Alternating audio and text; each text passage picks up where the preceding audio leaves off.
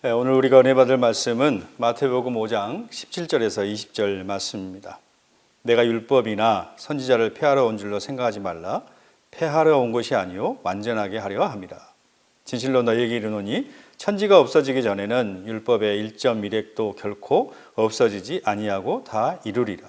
그러므로 누구든지 이 계명 중에 지극히 작은 것 하나라도 버리고 또 그같이 사람을 가르치는 자는 천국에서 지극히 작다 일컬음을 받을 것이요 누구든지 이를 행하며 가르치는 자는 천국에서 크다 일컬음을 받으리라. 내가 너희에게 이르노니 너희 의가 서기관과 바리새인보다 더 낫지 못하면 결코 천국에 들어가지 못하리라. 오늘 이 시간에는 더 나은 의라고 하는 제목으로 말씀 증거할 때 큰 은혜의 시간 되시기를 바랍니다. 그러면 시험에는 상대평가가 있고 절대평가가 있어요. 그러니까 백과사전에 보니까 상대평가와 절대평가를 이렇게 설명했습니다. 상대평가는 학업 성과를 다른 학생과 비교하여 성적의 위치를 부여하는 평가 방법으로 규준 지향 평가이고, 절대평가는 어떤 절대적인 기준에 의하여 개개 학생의 성적을 평가하는 방법으로 목표 지향 평가이다. 대장이 말이 어렵잖아요. 근데 상대평가와 또 규준 지향 평가, 그리고 절대평가와 목표 지향 평가가 이제 같은 말이에요. 쉽게 얘기하면 상대평가는 다른 학생과 비교해서 평가하는 그런 방법이죠. 내가 아무리 잘해도 다른 학생이 나보다 더 잘하면 나는 이제 아래로 내려가는 것이고, 또 내가 아무리 못했어도 상대방이 나보다 더 못하면은 나는 그 위로 올라가게 되는 것입니다. 내가 그래서 99점을 맞는다 할지라도 다른 사람이 100점을 맞으면 나는 2등이 될 수밖에 없는 것이죠. 근데 절대평가는 다른 사람과 이제 비교하는 것이 아니라 그냥 나 자신만을 가지고 평가하는 거예요. 어떤 절대적 기준이 있잖아요. 그럼 그 기준에 내가 어느 수준까지에 도달했는가, 그걸 보고 이제 결정을 하는 것입니다. 그래서 남이 잘했느냐 혹은 못했느냐, 이건 전혀 중요한 게 아니에요. 내가 잘했느냐 못했느냐가 중요한 것이죠. 그렇다면 여러분, 하나님께서는 우리를 보실 때 어떤 평가를 내리실까요? 상대평가일까요? 아니면 절대평가일까요? 당연히 하나님 우리를 절대평가하십니다. 그러니까 A라는 성도와 B라는 성도가 있는데 그 B를 향해서 너는 왜 A보다 못하냐? 너는 왜 A보다 헌신하지 않느냐? 왜 A보다 충성하지 않느냐? 하나님은 그렇게 비교하지 않는다는 거예요. 그냥 A라는 성도는 A라는 성도, 또 B라는 성도는 B라는 성도, 그 사람 자체만을 보고 그 사람을 그냥 평가하신다는 것입니다. 그렇다면 하나님께서 우리를 절대평가하시는데 그럼 무엇을 가지고 절대평가를 하시는가? 그건 말씀에 대한 태도와 자세인 것입니다. 우리가 말씀에 대해서 어떤 마음을 가지고 있는가, 그리고 그 말씀을 삶 속에서 어떻게 녹여내고 그 말씀을 풀어내고 적용하고 순종하는지, 이걸 가지고 오늘 하나님께서 우리를 평가하시는 것이죠. 그래서 오늘 두 부분으로 좀 나눠보려고 하는데, 먼저 예수님께서 말씀을 어떻게 대하셨는지, 그 말씀에 대한 예수님의 태도와 그 자세를 먼저 보고, 그리고 우리는 어떻게 말씀을 대해야 되는지, 이 부분을 좀 살펴보도록 하겠습니다. 먼저 17절 말씀을 같이 읽겠습니다. 내가 율법이나 선지자를 폐하러 온 줄로 생각하지 말라. 폐하러 온 것이 아니요 완전하게 하려 하심이라. 여기 폐하다라고 하는 말은 폐지하다, 무효하다 그런 뜻이고, 또 완전하게 하다라고 하는 말은 완성하다 그런 뜻이에요. 당연히 이제 율법과 선지자라고 하는 것은 구약 성경을 가르치는 것입니다. 그러니까 종합하면은 예수님은 구약 성경을 폐지하거나 무효화시키기 위해서 오신 것이 아니라 오히려 완전하게 하고, 즉 성취하기 위해서, 완성시키기 위해서 예수님께서 오셨다는 말씀이죠. 여러분, 이건 지극히 당연한 것이죠. 여러분, 구약 성경을 누가 주셨습니까? 하나님이 주셨죠. 하나님이. 근데 하나님이 주셨는데 하나님의 아들이 와서 그걸 폐한다, 또 폐지한다, 무효화시킨다, 이건 있을 수 없잖아요. 오히려 더 완성을 시키는 거죠. 그런데 당시 많은 유대인들, 특히 이제 서기관이나 이런 바리새인들이 그 예수님의 가르침을 들으면서 예수님의 가르침이 율법 조항들을 파괴한다라고 그렇게 오해를 한 거예요. 그러니까 예수님의 가르침이나 어떤 행동들이 율법의 조항을 마치 파괴하는 것처럼, 폐지하는 것처럼 보였기 때문에 그렇습니다. 그래서 그들은 예수님을 가르쳐서 율법을 폐지하는 사람이라고 비난했어요. 오히려 반면에 자신들은 율법에 충성하는 사람들, 성경을 잘 지키는 사람들이라고 그렇게 스스로 자랑을 했습니다. 근데 사실은 그 정반대였죠. 예수님께서 율법을 폐한 게 아니고 오히려 그 바리새인들이 율법을 폐하고 예수님께서는 그 율법을 완성하시고 성취하신 것을 볼 수 있어요. 예를 들어서 우리가 마가복음 2장에 보시면은 이제 안식일에 예수님과 제자들이 밀밭 사이를 지나가고 있었습니다. 그러다 이제 배가 고프니까 제자들이 그 밀밭에서 이삭을 따가지고 비벼서 이렇게 먹었어요. 근데 그것을 본 바리새인들이 왜 안식일에 하지 말아야 될 일을 하느냐라고 그렇게 제자들을 책망한 것입니다. 이 사람들의 생각은 뭐였냐면은 안식일에는 노동하면 안 되는데 이삭을 따먹고 그걸 비벼서 먹었기 때문에 노동을 한 것으로 간주를 한 것입니다. 이들은 그 안식일을 철저히 지키겠다는 그런 명목하에 여러 가지 조항들을 만들어냈어요. 그래서 노동하면 안 되고 또 짐도 들어서는 안 된다라고 생각을 했죠. 그러니까 짐 드는 것도 노동이라고 생각했어요. 근데 이제 문제는 뭐였냐면은 짐에 대한 정의입니다. 어느 정도를 짐의 범위로 할 것이냐. 이거 가지고 오랜 시간을 토론한 거예요. 그래서 결론을 맺은 게 뭐냐면은 안식일에 무화과 한 개 이상의 것을 드는 것은 짐이라고 여긴 거예요. 그러니까 안식일에 무화과 하나는 들 수 있어요. 근데 두 개를 들면 그게 뭐예요? 짐이 되는 것이고 그게 바로 노동하는 것으로 그렇게 그들은 정했다는 것이죠. 그럼 이게 상식적으로 참 말이 안 되잖아요. 하나님께서 이런 것을 원하셨겠습니까? 물론 처음에는 그들도 하나님의 계명을 더 잘 지키려고 이런 조항들을 만들어낼 수 있었습니다. 그러나 그런 시간이 지나면서 점점 그런 그 본질이 퇴색되어 버리고 이제 하나님의 계명은 온데간데였고 사람이 만들어낸 율법 조항들만 있어서 그것이 사람들에게 무거운 짐이 되고 말았습니다. 여러분, 정작 중요한 것은 하지 말라는 계명이 아니라 하라는 것입니다. 안식일에 일을 하지 말라라고 하는 이유는 안식일에 일하는 것을 그침을 통해서 하나님 앞에 나와 하나님 앞에 예배드리면서 온전한 그 안식과 쉼을 얻기 위해서 일하지 말라고 하신 거죠. 육체만 쉬는 것이 아니라 영원히 주님 앞에 나와서 참 안식과 참 쉼을 누리게 하기 위한 것입니다. 또한 너만 쉬지 말아라. 너 안에 있는 가족들, 네와 함께하는 사람들, 그 종들까지도 모두 쉼을 얻도록 해라. 그런 의미에서 안식일에 아무 일도 하지 말라고 하신 것입니다. 그런데 서기관과 바리새인들은 그냥 안식일에 노동하면 안 돼. 여기에만 집중했고 그래서 안식일에 일하지 않으면 그냥 안식일을 나 다 시킨 거야 라고 생각을 한 거예요. 본질이 완전히 없어진 것입니다. 그냥 내용은 없고 형식만 남아있는 그런 부분을 발견하게 된 것입니다. 이런 이야기가 있습니다. 미국에서 개 사료를 전문적으로 이제 생산하는 그런 회사가 있었어요. 그 회사에서 이제 신제품을 이제 만들어낸 것입니다. 그 사료에는 뭐 무기질이나 단백질, 지방질 이런 필수 아미노산이 잘 갖춰져 있었고 가격도 매우 저렴했어요. 그리고 대대적으로 회사에서 이제 홍보비를 통해서 어떤 광고를 계속해서 했습니다. 그러니까 이제 이 제품이 출시되자마자 막 불티나게 팔리는 거예요. 그래서 우리는 드디어 이제 성공했다 하고 그들이 파티를 열었습니다. 그런데 시간이 지나면서 점점 이제 매출이 떨어지기 시작하더니 6개월이 지난 상태에서는 그 모든 것이 하나도 팔리지 아니하고 그냥 창고에 가득 재고만 쌓이게 되었습니다. 그래서 사장이 긴급하게 모든 매니저들을 불러서 회의를 시작했어요. 그리고 사장이 이렇게 질책하기 시작했습니다. 회사가 이만큼 심혈을 기울여서 상품을 만들었고 디자인도 또 포장도 최고로 만들었다. 막대한 거금을 들여서 광고까지 했다. 회사가 이렇게 열심히 노력하는 데 비해서 여러분은 너무 안일하게 그렇게 일하는 게 아닙니까? 라고 막 질책했어요. 그자 회장은 그냥 쥐 죽은 듯이 조용했습니다. 그때 한 매니저가 조용히 일어나서 이렇게 얘기했습니다.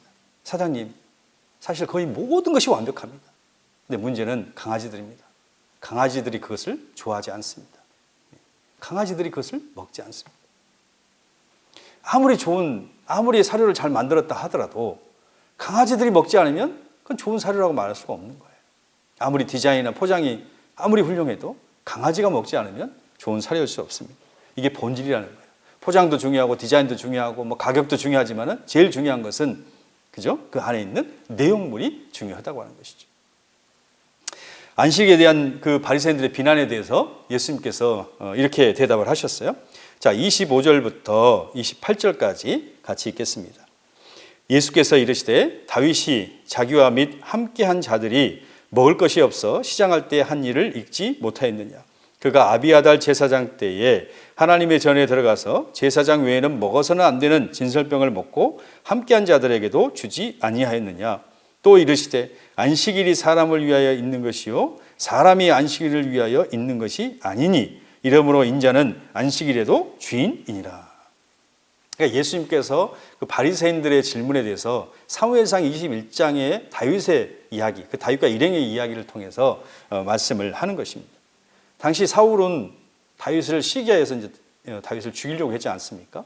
그때 다윗이 이것을 알고 이제 도망을 쳐요. 그러다가 대제사장 아비아달의 집에 도착하게 되죠. 그때 도망치는 과정에서 몹시 굶주렸기 때문에 먹을 걸 달라고 했지만은 그 대제사장 집에 먹을 것이 없었어요. 그래서 이제 하나님 앞에 제사 드리고 나온 그 진설병만 있었습니다. 그럼 진설병이라고 하는 것은 그 이스라엘 12지파를 상징하는 떡을 만들어서 6줄씩 2줄로 해서 하나님 앞에 올려드리는 떡을 진설병이라고 해요. 그래서 이제 안식일마다 그 떡을 드리고 그 다음 안식일에는 이제 새 떡을 드립니다. 그러면 그 옛날 그 떡은 그것은 제사장들이 먹었어요. 아무나 일반 사람들이 먹을 수 있는 그런 떡이 아니었습니다. 레위기서 24장 9절에 보면은 이 떡은 아론과 그의 아들들의 몫이며 그들은 그것을 거룩한 곳에서 먹어야 한다. 이는 그것이 여호와의 화제 중에서 그에게 돌아가는 가장 거룩한 것이기 때문이다. 이것은 영원한 규례이다. 그러니까 제사장만 그 진설병을 먹을 수가 있었다는 거예요. 그런데 아비아달 제사장은 다윗과 그 일행에게 그 진설병을 준 거예요. 그러니까 제사 규칙을 어기게 된 것입니다. 그런데 하나님께서는 그 예수님께서는 그 다윗이나 혹은 제사장을 책망하거나 혹은 비난하지 않았습니다. 오히려 이 다윗의 예를 통해서 율법의 참 의미와 정신을 우리에게 알려주고 있는 거예요. 그러니까 율법의 하나하나의 조항도 중요하다. 근데 그것보다 더 중요한 것이 생명을 살리는 것이다. 사랑이고 긍휼이라고 하는 것을 이 다윗의 이야기를 통해서 우리에게 말씀하는 것입니다. 이 사랑과 긍휼 또 생명, 이것이 율법의 목적이고 율법의 정신입니다.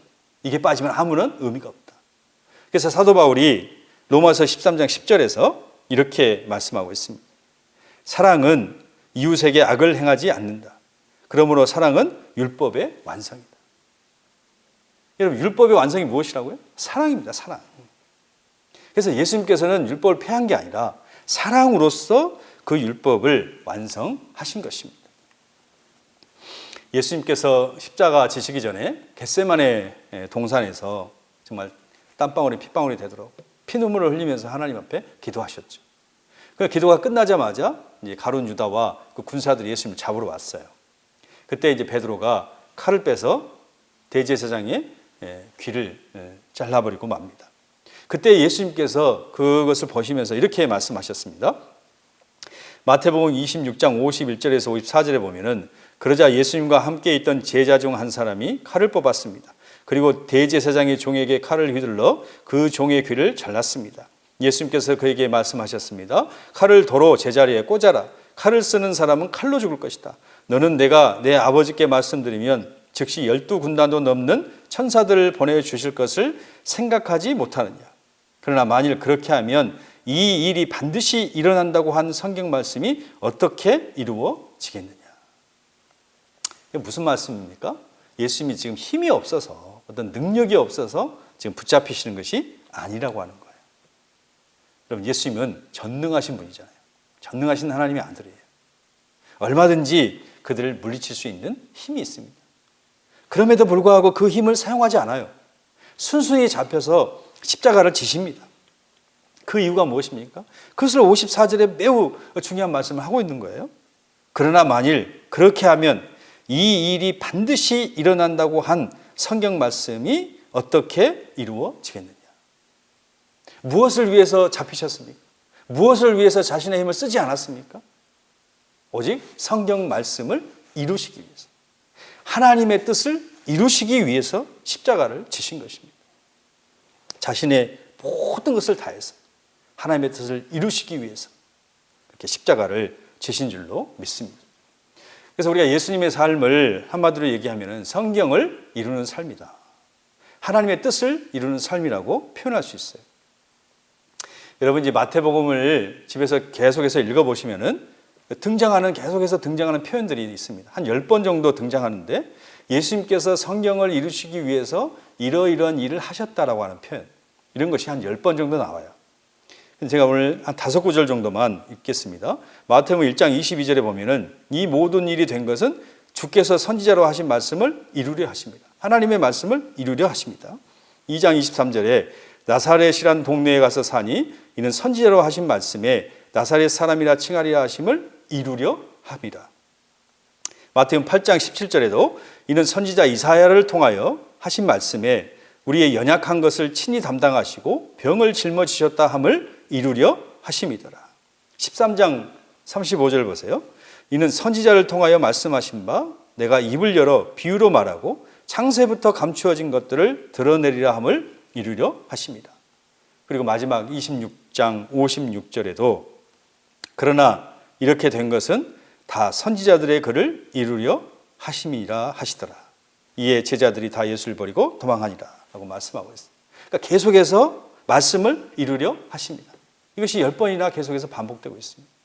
이처럼 예수님은 율법을 폐하러 오신 것이 아니라 그 율법을 완성하러 오셨다는 것이죠. 무엇으로 율법을 완성하셨습니까? 자신의 모든 생애를 통해서 율법을 완성하신 거예요. 예수님은 자신의 말씀을 통해서 또 가르침을 통해서 그리고 십자가의 죽음과 부활하심을 통해서 자신의 선생을 통해서 오직 하나 하나님의 말씀을 이루는 하나님의 뜻을 이루는 삶을 사신 줄로 믿습니다. 예수님은 얼마든지 십자가를 피할 수 있었잖아요. 그럼에도 불구하고 십자가 지는 것이 하나님의 뜻임을 알았기 때문에 자신을 쳐서 복종해서 그리고 십자가를 지는 순종을 보여주신 것입니다.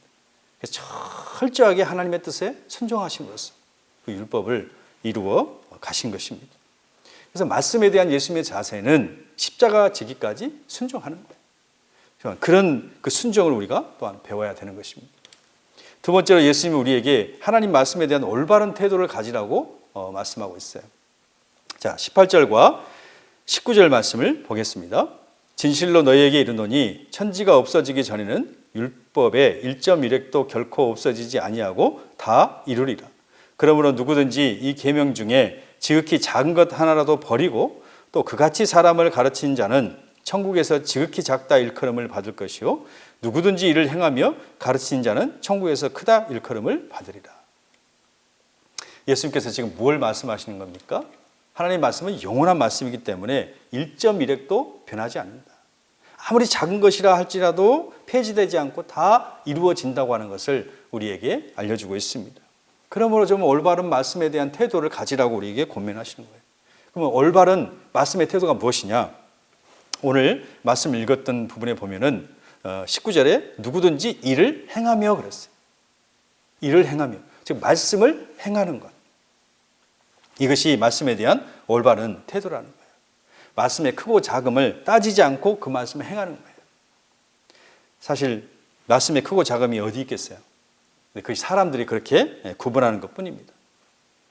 우리가 하나님의 말씀을 캐논이라고 그래요.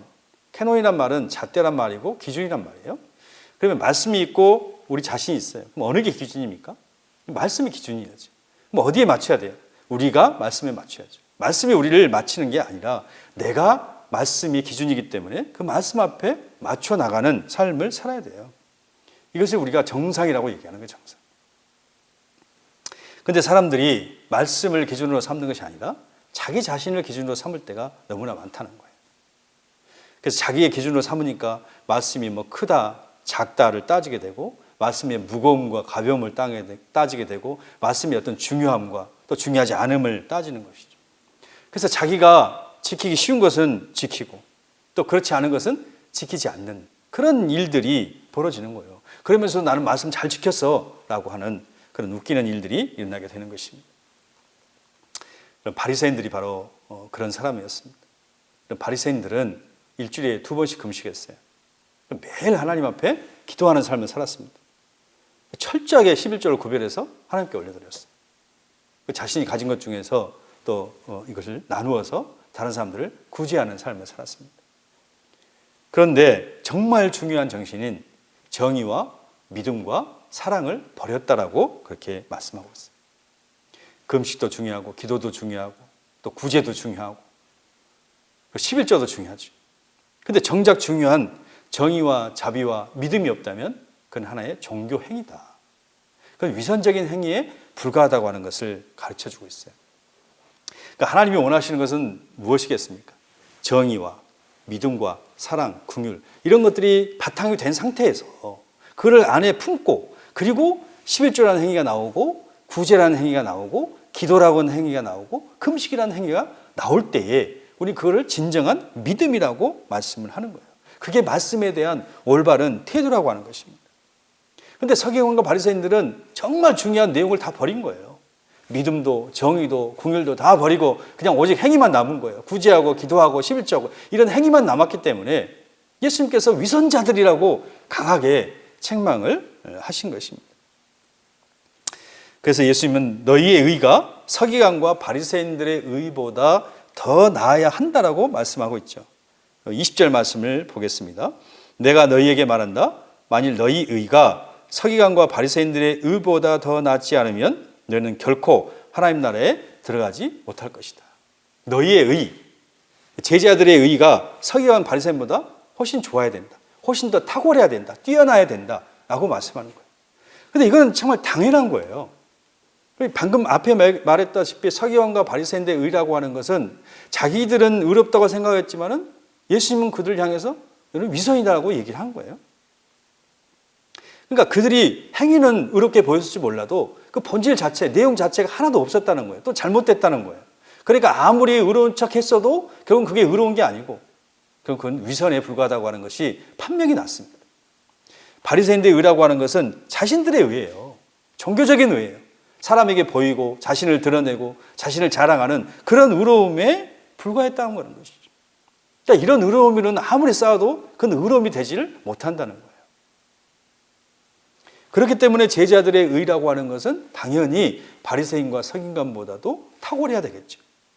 이미 이 안에 뭐가 있기 때문에 예수 그리스도 그분의 의로움이 우리 안에 있기 때문에 우리는 내용이 있어요.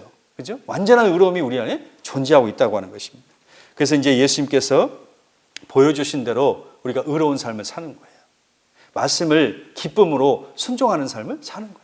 말씀에 대한 올바른 태도를 가지고 말씀을 이 땅에서 녹여내는 삶을 사는 거예요. 여러분 이렇게 살아갈 때에 사람들이 우리를 예수님의 제자라고 인정해 주는 거죠. 하나님의 자녀라고 확인할 수 있는 거예요. 더 나은 삶, 그렇죠? 더 탁월한 삶, 더 의로운 삶 이런 삶을 통해서 예수님의 제자로 인정을 받을 수가 있다고 하는 사실입니다.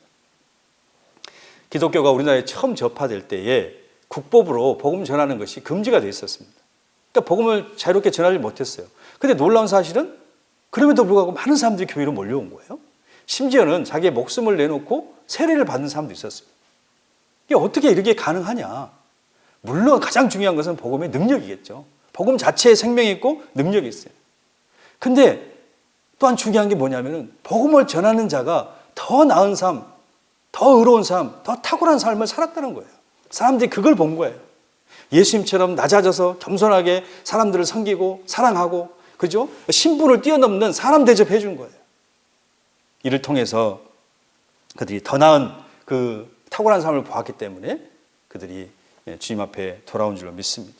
여러분, 우리 예수님께서 보여주신 대로 우리는 예수님 말씀을 이뤘던 삶을 살았듯이 우리 자신도 말씀을 이루는 삶을 통해서 더 나은 그 탁월한 삶을 보여줌을 통해서 하나님의 나라를 확장시키고 또 복음을 증거함을 통해 사람들에게 예수 그리스도를 증언하는 그런 삶을 사시기를 간절히 축원합니다. 아멘.